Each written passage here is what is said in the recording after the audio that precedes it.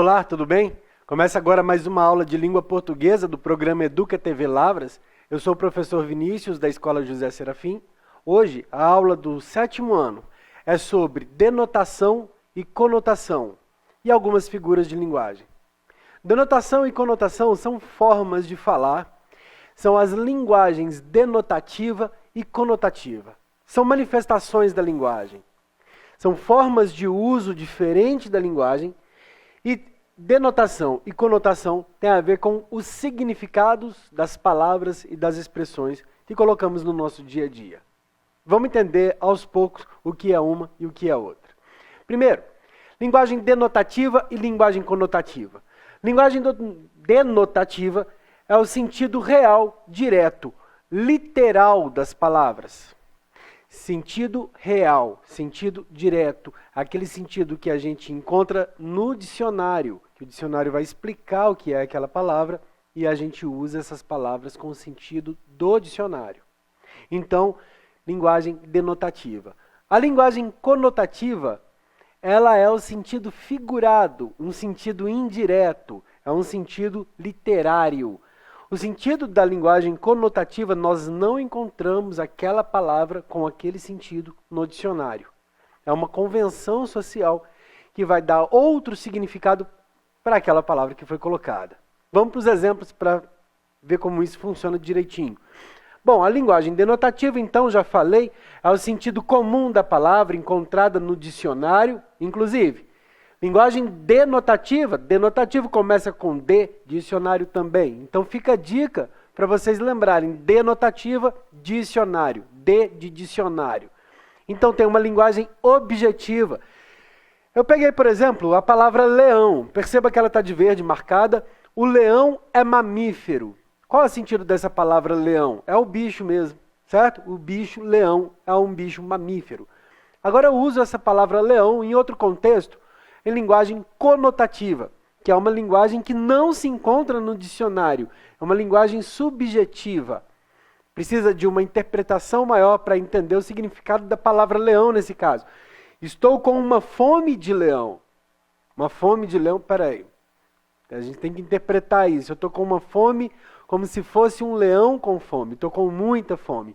Então essa fome de leão aumenta o tamanho da fome que eu estou, ou que eu gostaria de passar a ideia do tamanho dessa minha fome. Deu para perceber a diferença entre uma e outra? Bom, as figuras de linguagem, elas trabalham dentro dessa denotativa, dessa linguagem denotativa. Todas as figuras de linguagem estão dentro das linguagens denotativas. E aí existem diferenças entre elas. Temos aqui algumas figuras de linguagem que vamos apresentar ao longo dessa aula, que são as metáforas, a comparação, a antítese, a personificação, a ironia e a hipérbole. Existem outras, são essas que vamos falar, que está presente no PAC 6, unidade 1, do 7º ano. Então vamos primeiro para a comparação. Comparação é uma analogia explícita. A palavra explícita significa também exposta. É uma analogia que aparece. O que é analogia? É uma comparação. É muito mais fácil a gente entender o que é comparação do que analogia, correto? Então a comparação, todo mundo sabe, é comparar uma coisa com a outra. Comum isso. Presença de conjunção comparativa. A comparação tem uma presença de conjunção comparativa. Eu vou explicar aos poucos o que é isso. A frase que eu retirei é: minha fome é igual a de um leão. A palavra igual a, essas duas palavras, é o que eu chamo de conjunção comparativa. Lembra no exemplo anterior que eu falei que minha fome é de um leão? Aqui eu usei as palavras igual a para fazer essa comparação, correto? Então a comparação preciso de ter essas palavras que indicam a comparação de uma coisa a outra. Fome comparado à fome do leão. Beleza? Deu para entender? Vamos para a próxima então, que é a metáfora. Aquela primeira, voltei com ela aqui agora, aquele primeiro exemplo já é uma metáfora. Por quê? Aquela conjunção comparativa, as palavrinhas igual a, no caso da metáfora, Não existem aquelas palavras. Não existem aquelas palavras.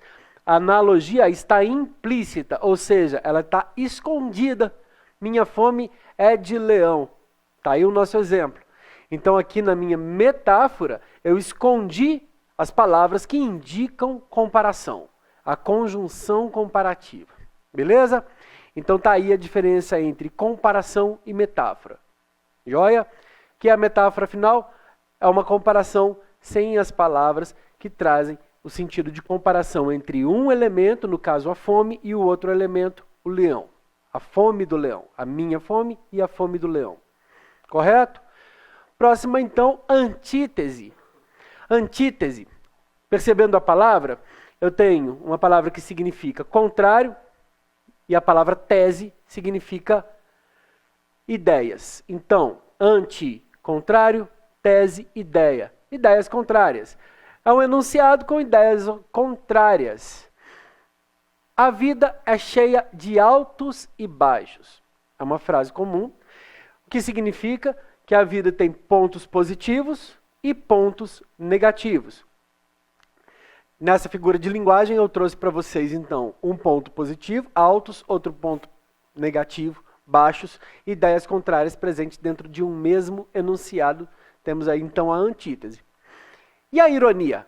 A ironia é o sentido oposto ao significado direto das palavras. Se eu uso a palavra bonito no sentido de ironia, então significa feio. Bonito, hein? Só esse tom já dá para perceber a ironia.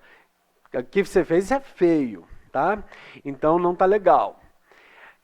Então tem um efeito de crítica ou de humor. Pode criticar alguém ou então pode estar fazendo piada com alguém. Percebemos então a ironia nessa frase.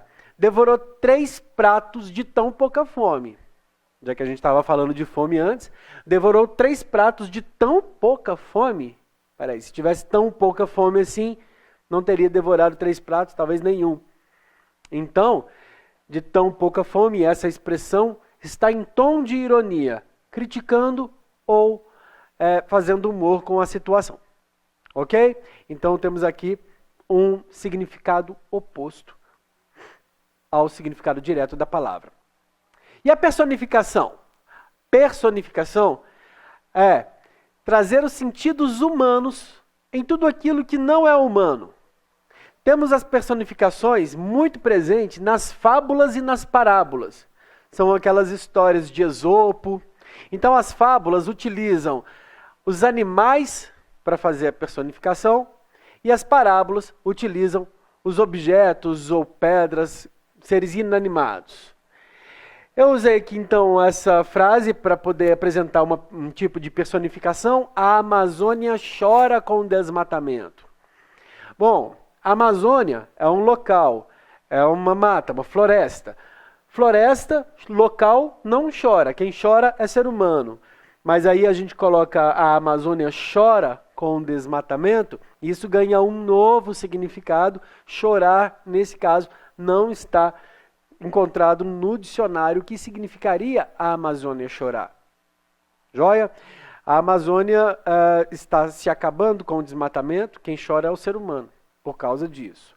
Mas é uma forma de dizer que existem árvores, animais e pessoas sofrendo por conta do desmatamento da Amazônia.